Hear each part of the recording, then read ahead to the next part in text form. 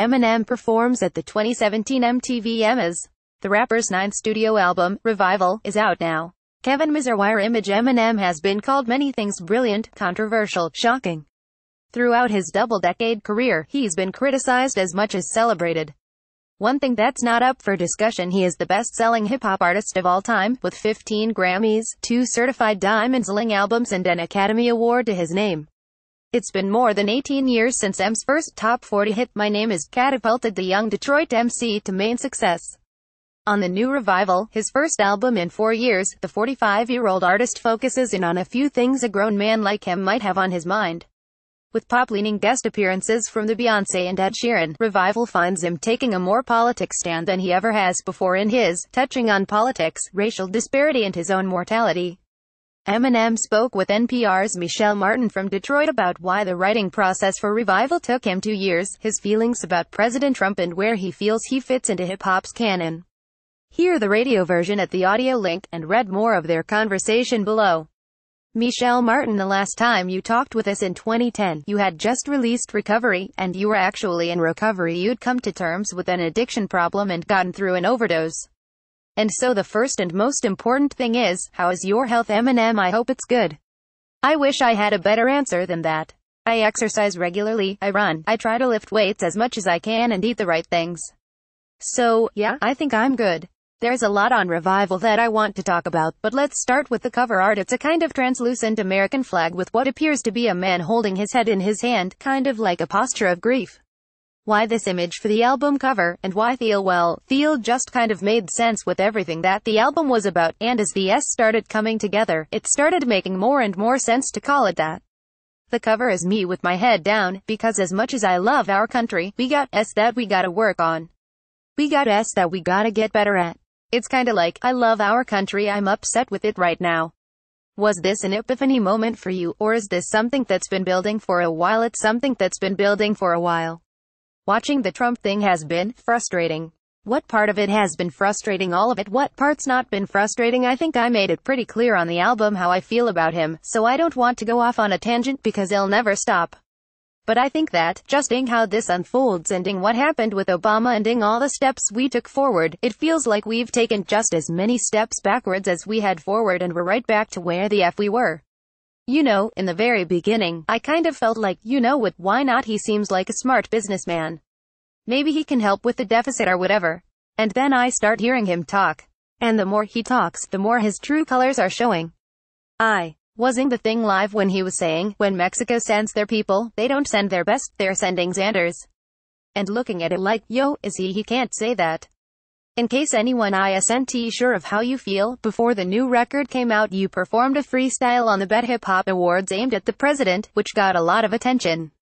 Was that something you had planned? Well, we had been in talks with some people at Bet.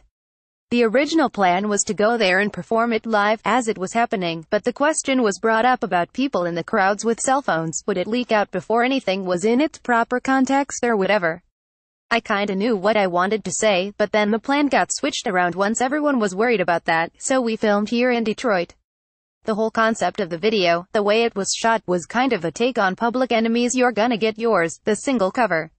But to me, that was one element of what I have to say about him. It was more to get his attention, to see if he would say something back, and then I got some ideas. Did it feel risky to you? I ask that because, in 2016, Michigan was supposed to be part of that blue wall, the safe area for Democrats, but then it went for Trump. It was close, 47.6% to 47.3%, but Michigan went for Trump.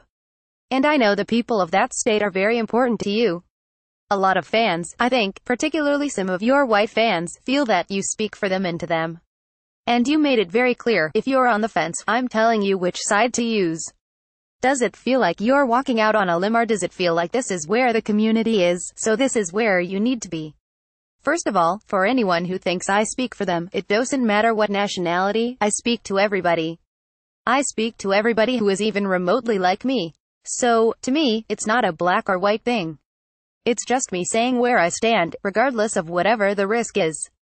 To me, it was more important to say what I need to say, and whoever is riding with me, cool. And whoever's not is just not. I don't know, man. At the end of the day, if all is said and done and I can help change some minds or try and open up some eyes and make people realize that this guy is not doing what he said he was going to do for you. The people who voted for him maybe thought what I thought in the beginning. And then they were willing to just look past every other thing that he's talking about because Trump talks a good one. But if you're not one to go fact check if what he's saying is true when he throws all these statistics out, unemployment's been down and it's the lowest in history and the stock markets are. Like, if you're not willing to fact check, you might just believe it.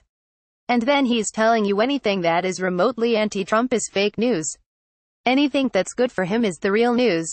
There's this alternate reality that he's created for himself and the people that still follow him. So, my goal is to hope he change some minds, or just say screw it, because if that person didn't like me to begin with, I don't know if I'm going to a fan. Tell me about how the idea came about for the untouchable. It's like a scene from a play, where people are talking to each other, but really past each other, or maybe from across a wall. You can sort of envision both of them talking to us, but not even hearing each other. Tell me what you were thinking about. Well, if you remember, about 2 years ago, it felt like every other day you would wake up and see the news that another black man is getting shot by the police, and for basically nothing.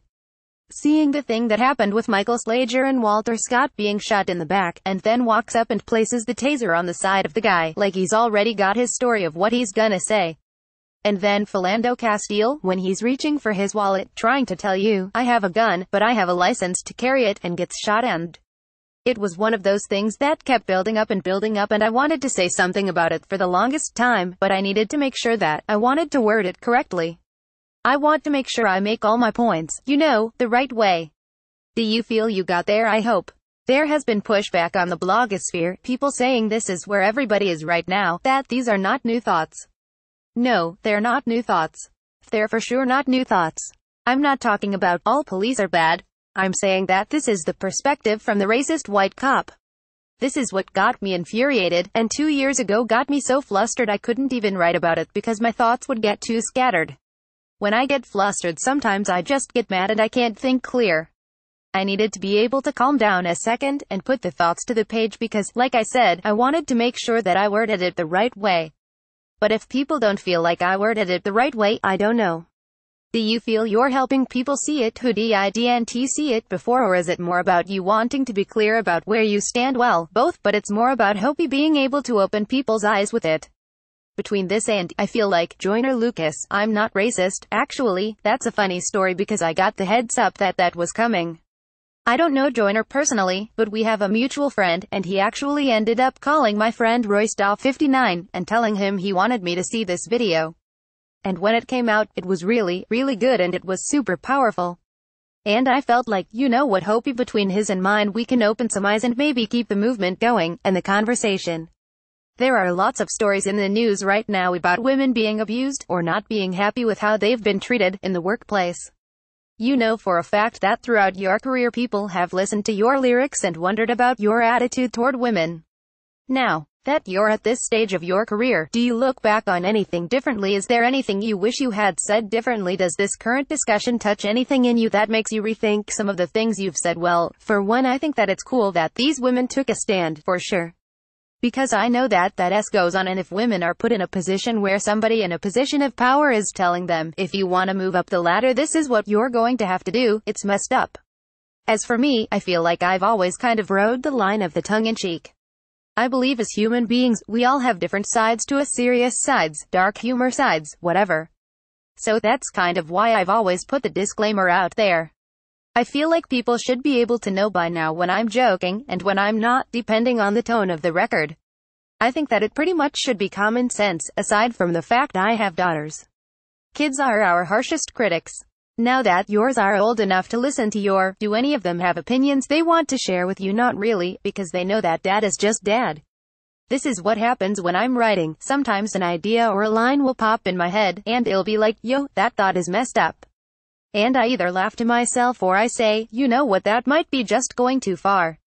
So, have I ever took it too far? I probably have, who knows. There's times where sometimes I don't think I took it far enough. Depends on what it is. I just got asked about how come I took shots at pop singers in the beginning and I'm not doing it that much anymore, and my answer to that was, somebody's name HASNT really fell into the rhyme scheme. If somebody's name pops up in my head and it rhymes with exactly what I'm saying, that's kind of the art to it. As an artist, I feel like I can't really just be one thing.